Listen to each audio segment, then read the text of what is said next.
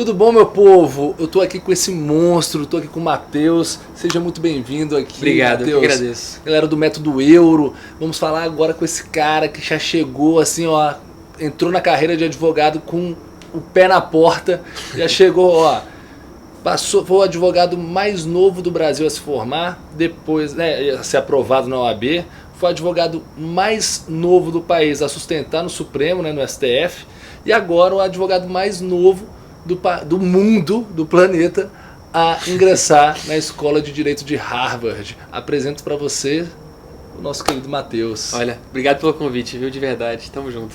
Nada, agradecer a oportunidade de conhecer aqui o escritório, de conhecer essa estrutura e pelo convite de estar aqui acompanhando tantas figuras ilustres nas outras entrevistas, de poder fazer parte desse projeto. Mas eu acho que a minha história com direito, digamos assim, ela começa quando eu era pequeno. Eu sou de Brasília, pra quem não me conhece, eu moro aqui. E eu acho que por conta de meus pais serem advogados, minha mãe não trabalha como advogada, mas meu pai trabalha, eu sempre tive um contato mais forte com a profissão da advocacia. Massa. Então, não houve nenhum tipo de obrigação de eu fazer esse curso, mas o que aconteceu foi que naturalmente eu fui sendo convencido, por minhas próprias razões, de que a advocacia seria uma grande profissão, como é o que eu acho até hoje. Então, por exemplo, quando eu era pequeno, meu pai me levava para ver uma sustentação oral dele, ou então para acompanhar algum tipo de julgamento, ele explicava o que é o habeas corpus, o que é o habeas data, para que serve cada ação, quais são os seus direitos, o que é o artigo 5º. Essas coisas para uma criança, para um pré-adolescente, sei lá, 10, 12 anos, isso começou a fazer muito sentido. E por mais que, por exemplo, na escola eu gostasse mais de matemática, eu acho que eu fui mais direcionado para o mundo do direito. Isso eu acho que foi até inevitável. Então, os meus pais tiveram um papel muito grande e eu acho que na parte de entrar na faculdade mais cedo, isso foi, acho que poucas pessoas sabem disso, mas foi um acaso na verdade. Eu, com 13 anos, e estava quase fazendo 14, em dezembro, eu faço aniversário em fevereiro, ia fazer 14 em dezembro do ano anterior, eu fui fazer, minha irmã ia fazer o vestibular de Direito da Católica aqui de Brasília. E meu pai, eu tava indo bem na escola e tal, e aí ele decidiu me inscrever. Perguntou se eu queria, eu quis. Vai acompanhar sua irmã então pra fazer vestibular junto. Não tinha nem formato, não tinha nada. Se eu passasse, acho que não ia conseguir entrar. Mas eu tinha vontade de me testar, de ver qual seria meu desempenho. Massa. E aí eu fiz vestibular, minha irmã passou em terceiro lugar e eu passei em sétimo. Caralho. Então, nós dois passamos, mas eu não estava pronto para entrar. Mas aquilo fez com que eu começasse a cogitar a possibilidade de entrar mais cedo na faculdade. Poxa, talvez eu já esteja pronto, eu já sei o que eu quero. E aquela história, para quem não sabe o que quer, qualquer caminho vale. Mas para quem sabe o que quer, quando você define seu objetivo, passa a ser angustiante não correr atrás daquilo, ficar perdendo tempo. Não é perda de tempo o ensino médio, mas se eu tivesse capacidade de ir atrás, de correr atrás dos meus sonhos, de fazer o que de fato eu queria fazer, começar, enfim, a trabalhar, ver seu futuro crescer, enfim, eu sempre tive essa visão de não perder tempo. Você não precisa ter pressa, mas não perca seu tempo, né? Se você se preocupar com coisas importantes e parar de desperdiçar tempo em coisas não importantes, você já vai ter uma produtividade muito maior. E aí então, 6 meses depois, eu me inscrevi no vestibular da UNB, eu tinha 14 anos e 4 meses na época, já convicto de que se eu passasse, sem nenhuma pressão, porque 14 anos, nono ano da ensino fundamental, zero pressão. Até isso ajuda muito, na verdade, as pessoas não sabem. Mas você ir pra prova tranquilo, isso faz uma diferença monumental no seu resultado. Porque o emocional, ele, querendo ou não, ele tem um papel. Querendo ou não, com certeza. Acho até uma coisa meio óbvia, né? Mas, então... Quantas pessoas têm conhecimento, chega na hora H da prova? Exatamente. E quantas pessoas, por exemplo, reprovam no vestibular ou na prova da OAB por uma das questões porque deu um branco na hora, ou então trocou gabarito, não deveria ter trocado. Essas coisas acontecem, isso é falta de preparo emocional. E aí eu fui então sem pressão e consegui passar. E aí quando eu passei, aí eu mesmo partiu de minha vontade de entrar, de brigar judicialmente por esse direito. De eu concluir o ensino médio mais rápido, já que eu tinha provado minha capacidade de entrar na faculdade. E aí isso foi o que aconteceu, a gente conseguiu autorização judicial para eu entrar logo. E foi inclusive muito complicada, tudo muito complicado nesse momento, porque o juiz fica em dúvida, poxa, será que ele não é imaturo demais? Mas eu acho que eu devo até muito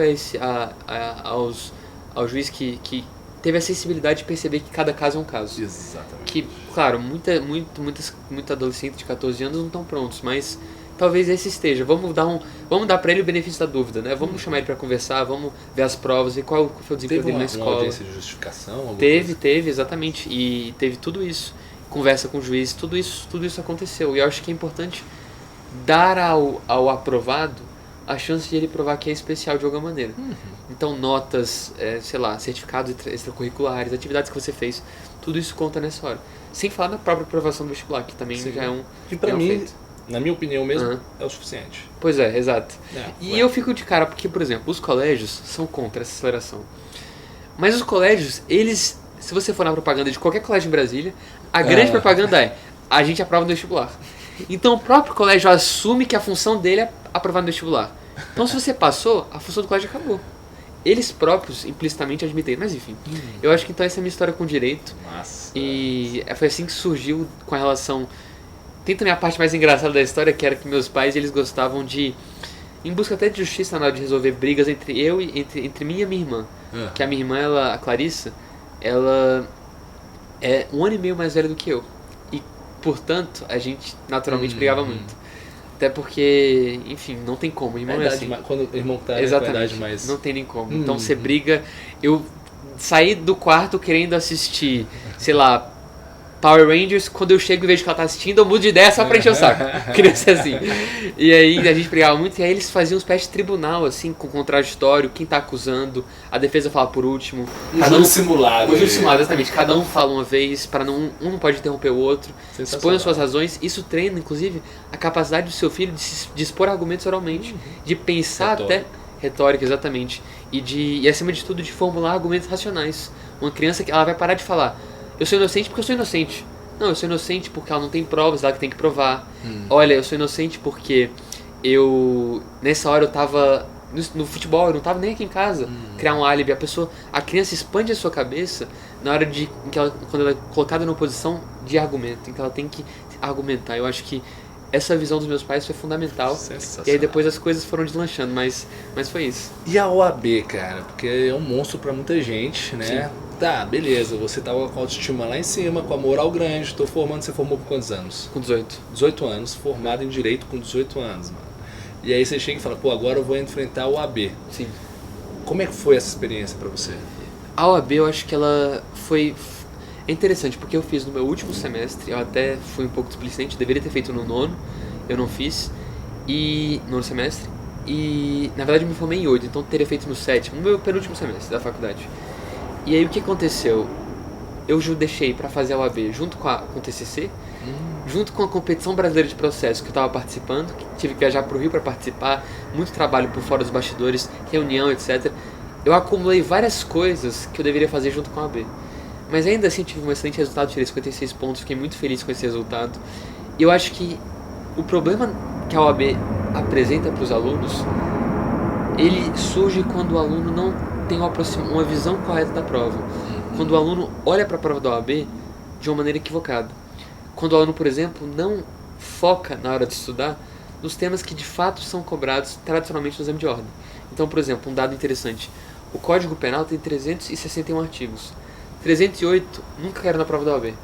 Mas se você for hoje se matricular num cursinho, ele vai dar a cadeira inteira de direito penal com todos os temas. Então você vai perder, sei lá, 77% do seu tempo estudando coisas que não caem. Isso é o primeiro passo, estudar o que cai. Segundo passo, se organizar. Eu acho que essa é uma questão não só para estudo, mas para qualquer coisa que você queira realizar na sua vida. Organização e visão a longo prazo. Eu quero passar daqui a 90 dias. Então eu vou estudar os 90 dias sabendo o que eu vou fazer passo a passo para conquistar esse objetivo. Traçar um plano diário. Estratégia. Qual que é a ideia? Você tem uma meta geral, mas você precisa quebrar a meta geral em metas diárias, para que ao longo de 90 dias você conquiste a meta geral. Então você não passa na OAB num dia só. Na verdade você passa na OAB 90 dias seguidos, um pouquinho de cada vez. Todo dia você tem. Exatamente. Aquela famosa frase: como é que você engole uma baleia? Uma mordida de cada vez. Como é que você passa na OAB?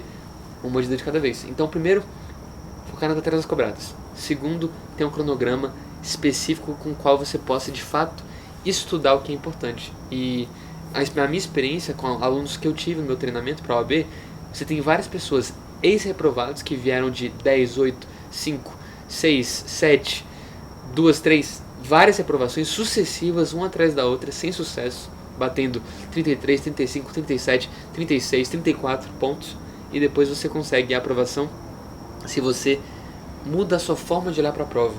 Passa a estudar com estratégia, de um jeito direcionado, porque é mais cobrado, e de um jeito organizado, visando a produtividade. Sensacional. Pra quem não sabe, cara, o Matheus, ele é referência, na minha opinião, hoje no país, para aprovação na OAB. Obrigado. Né? E aí o cara passou na OAB e já foi sustentar no Supremo. Cara, é um sonho da minha vida. Eu tava conversando antes aqui com o Matheus, que é um sonho da minha vida. Tá sustentando no Supremo. E foi o advogado mais novo da história do país a sustentar. Como é que foi essa experiência? Eu até quando saiu a notícia, eu quase chorei, assim, porque o STF, ele tem 189 anos de história. É uma corte que existe desde o Império. Então, assim, sabe, mais jovem de toda a história do Brasil, entende? Isso quando eu vi essa notícia, que depois foi ratificada numa carta do presidente ministro Toffoli, eu fiquei muito emocionado, porque é uma questão muito simbólica para mim. Exatamente, é um recorde. Exatamente. Isso me deixou assim, essa palavra recorde, eu acho que me toca muito, porque é quando você consegue fazer algo que nenhum outro ser humano fez. Então isso, quando começou a cair a ficha, o impacto foi até maior. Mas eu lembro que, qual que é a questão? Isso é até muito interessante. Na hora de sustentar, eu não sabia que eu ia ser o mais jovem.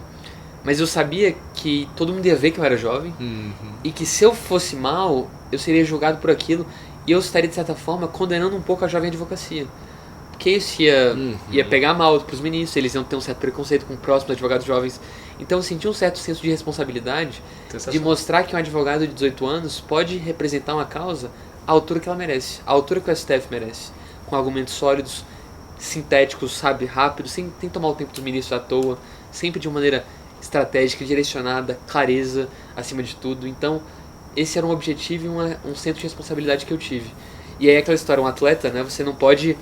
O Usain Bolt, quando ele vai correr, ele não pensa na torcida, ele não pensa em nada, ele só pensa no próximo passo que ele vai dar. No momento, exatamente. Eu tive que fazer esse esforço de parar de pensar na repercussão que vai ter, parar de pensar no que o ministro está fazendo, porque os ministros, eles se comunicam entre si, eles olham para você, depois eles fazem anotações, tem várias coisas acontecendo.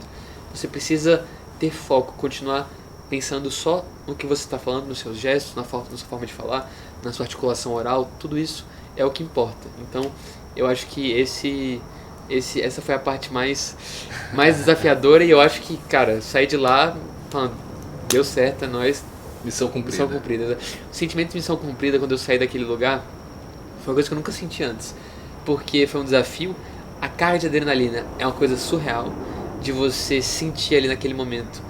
Um coração muito acelerado, de você, sabe, ter que se esforçar para não gaguejar, para manter a postura, etc. E sair de lá com o sentimento de missão cumprida era o que eu queria e foi o que eu consegui. Então, Matheus, aí você bateu esse recorde e já foi correr atrás de outro, né? Virou e falou, pô, cara, beleza, já sou o advogado mais novo do Brasil, já foi o cara mais novo a sustentar no Supremo, e agora, porra, qual que é o próximo objetivo? Vou fazer um mestrado em Harvard. Foi isso? Pode confessar. Ou foi algo do tipo, não, sempre quis fazer um mestrado, emplaquei ali e também não estava ligado em ser o mais novo do mundo. Porque é o mais novo do mundo, não é? Do mundo, isso. Puta merda. Esse moleque é muito monstro, velho. É o mais novo do mundo. Então, uma curiosidade minha, você tinha essa ciência, tipo assim, caraca, se eu passar em Harvard no mestrado ali, eu vou fazer história. Eu vou fazer história de novo. Não tinha. Essa era a questão. Que massa. Eu tinha que eu ia fazer história, de certa forma, pro Brasil, mas eu não tinha que eu ia ser o mais jovem do mundo. Isso foi algo, inclusive, que eu só descobri... Eu sabia que eu ia ser muito jovem, porque eu conhecia pessoas que tinham feito mestrado lá com 37 anos, cara. 35, cara, sabe? Já se solidificou na sua carreira, vai fazer uma pausa de um ano pra se aprimorar e depois voltar pra continuar uma carreira já consolidada. Mas eu acho que existe, de certa forma, uma ligação entre esses recordes, que é a seguinte... Quando eu consegui a sustentação, eu já estava me preparando para fazer o mestrado na UNB. Inclusive eu consegui passar em primeiro lugar. Graças a Deus, estou muito feliz por isso. Nossa. Já estou até concluindo meu primeiro semestre agora. Mas nessa hora, eu tive o seguinte objetivo. Quando eu sustentei no STF, teve uma ótima repercussão, etc. Eu falei, cara, agora eu vou tentar ir na melhor do mundo. Eu posso mais. Eu posso mais, eu vou mirar no topo, entendeu? Eu não vou settle for less, eu não vou aceitar menos. Eu vou mirar aí no topo. E eu acho que essa visão, eu posso perder? Posso. Eu posso tomar um? Não posso. E daí? Eu vou fazer o meu melhor pra tentar dar certo. Pra que eu vou pelo menos mostrar o que eu tenho pra oferecer pra Harvard, pra a história que eu tenho, etc. E eu acho que eu fui com o coração aberto, pronto pra uma reprovação, porque você tem literalmente milhares de candidatos. É quase passar um curso de juiz, assim. Mas a diferença é que lá eu tava correndo por fora, porque eu não tinha carreira. E eles dizem que dão prioridade para quem já tem uma carreira estabelecida. Sim. Porque eles querem que lá seja uma espécie de encontro entre pessoas bem-sucedidas em geral. E eu não sou um cara bem-sucedido, tô começando ainda, tô ainda não alcancei nada do que eu almejo pra minha vida em termos de profissão, etc. Ainda tô começando. Mas por isso eu tive um pouco de receio, mas você nunca pode confundir receio com paralisia. Sim. Com parar e não ir atrás. Então é claro. Ou não arriscar. Ou não arriscar, exatamente. E no caso você não tem nada a perder. E aí eu fui. E aí quando eu passei, um professor meu falou: verifique imediatamente, porque é possível que você tenha quebrado um recorde mundial de ter entrado com 19 anos para fazer um mestrado em Harvard. Eu vou agora para lá no próximo. Eu vou começar agora em agosto. E aí já vai entrar esse recorde aí. Eu acho que, é como eu disse, eu acho que uma coisa é consequência da outra. A sustentação eu acho que impressionou muito. Eu acho que a minha idade impressionou bastante, minhas notas na faculdade, minha atuação como advogado, porque eu acho que o que eu consegui deixar claro é que a própria conquista das ações diretas em que eu atuo na STF, tudo isso dependeu muito de mim. Dependeu muito de muito esforço, de muitas portas que se fecharam, mas que não me fizeram desistir. Por exemplo, o controle concentrado ele é muito fechado para grandes advogados, grandes escritórios. Sim. Você precisa ter uma visão de ir atrás dos clientes certos, mostrar o seu currículo e estar pronto para receber ou não. A Gisele Bündchen diz muito isso para jovens modelos, né? Façam o seu melhor e sempre estejam prontas para vários nãos, antes de você receber algum sim. Eu estava pronto para isso, eu acho que foi a principal, digamos assim, o principal mindset, forma de pensar. No mindset eu traduzo como forma de pensar, mas seria como você estrutura seus pensamentos. A principal forma de pensar foi essa, de não deixar não me parar. E aí em seguida conseguir a sustentação, depois do mestrado. Eu acho que um recorde no fundo tem um pouco a ver um com outro. Com certeza. Sensacional conhecer Obrigado, você, tamo conhecer junto. melhor a tua história, Matheus. Tamo junto. Aqui, todo mundo que eu converso nas redes sociais, são aí cerca de 300 mil advogados no Brasil por semana que estão aí vendo a gente. Sim. Eu acho que falta uma mensagem inspiradora, sabe? Assim, pessoas mostrarem que é possível você quebrar recordes, que o louvor, que a recompensa, que o ouro só vem para quem arrisca. Porra, eu vou tentar Harvard. Cara, muita gente ia falar: cara, tu já tá no UNB, passou bem pra caramba. Não, cara, eu vou lá e vou tentar. Sim. Pô, você tem 14 anos, vai tentar o vestibular. Pô, vou lá. Parabéns pros seus pais, pra sua família, que ter um mindset também de chegar e virar e falar: cara, vamos lá, faz esse vestibular. Sim. Sacou? Eu acho que a gente vive numa maioria, infelizmente, de mediocridade e de falta de confiança. Sabe? Se você não acreditar em você, cara, quem que vai acreditar? Exatamente. Se você não olha assim e fala: pô, eu vou tentar. E o não, cara, o não a gente já tem. Exatamente. Aqui na D300 a gente está fazendo algumas rodadas de negócios para conseguir um funding, conseguir um investimento. E, cara, eu já bati na porta dos maiores fundos do Brasil e recebi vários nãos. Até que agora a gente está começando a sentar, entendeu? Para conversar. E, cara, só de sentar é uma vitória. A gente olha e fala: mas, bicho, ninguém vê o tanto de nãos que é a vida já deu pra gente, né? E, por exemplo, eu lembro que quando saiu a aprovação em Harvard, todo mundo: ele é um gênio, ele não teve que se esforçar. Não é bem assim. Existe uma história muito concreta que foi a questão do TOEFL. O TOEFL é a prova de inglês que você faz para entrar em Harvard. E eles exigem, olha só, uma nota de 100 pontos para você ir para Harvard. Eu tirei 109. Mas eu me esqueci que você tinha que globalizar 25 em cada área. E eu, em uma das áreas, em uma única, tirei 24 de 25. Então eu não consegui a nota a primeira vez que eu fiz. Isso faltando 15 dias, Euro, pro dia da prova. Pro último dia em que você poderia enviar seus resultados do TOEFL. Então eu tive que, não tinha nem prova em Brasília, eu tive que voar pra achar o próximo lugar aqui perto que tivesse uma prova. Fiz a prova, consegui a aprovação. Dessa vez eu tirei tinha que tirar 25, tirei 26, o máximo é 30, nessa área específica, que é writing, escrita em inglês. E eu nossa, o que eu falei? Eu até achei que meu texto da última vez era até melhor, mas o que eles deram uma pontuação foi o segundo.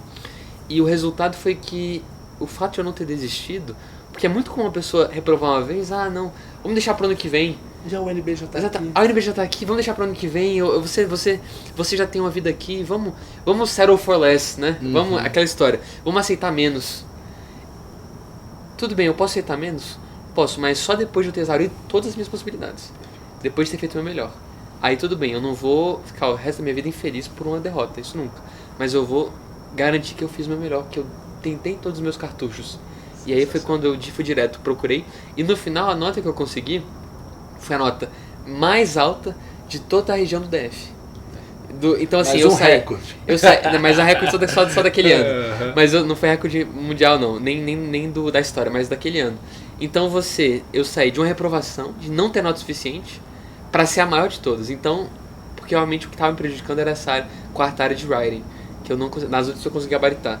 Então a minha nota foi muito alta.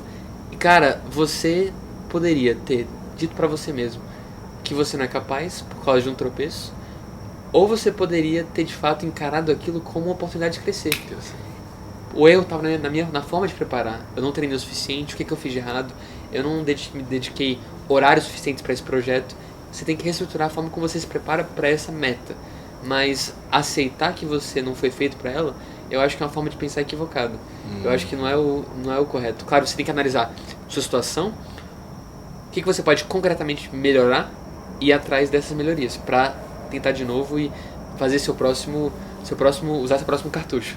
Next step. Exatamente, sempre. Pô, Matheus, cara, agradeço de coração sua presença. Eu que agradeço pelo convite de verdade. Demais, espero que vocês tenham gostado aí do vídeo dessa fera, desse monstro que, porra, é um privilégio enorme estar aqui trocando essa ideia, ter agora uma amizade com o Matheusão.